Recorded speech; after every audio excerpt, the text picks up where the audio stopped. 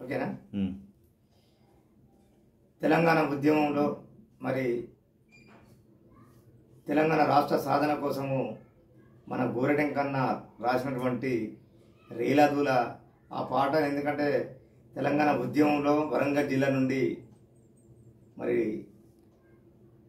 కొన్ని వందల వేల ధూమ్ధాం చేసిన, ఎందుకంటే గోరెటెంకన్న పాట నాకు చాలా ఇష్టం. మరి ఆ రచన మన గోరెటెంకన్న. మరి పాట ఒక తెలంగాణ ఒక సాంప్రదాయం గురించి, మరి తెలంగాణ ఉన్నటువంటి ఒక సాంప్రదాయ పద్ధతి గురించి పాడినటువంటి గోరెటెంకన్నకు ముందుగా నమస్కారం.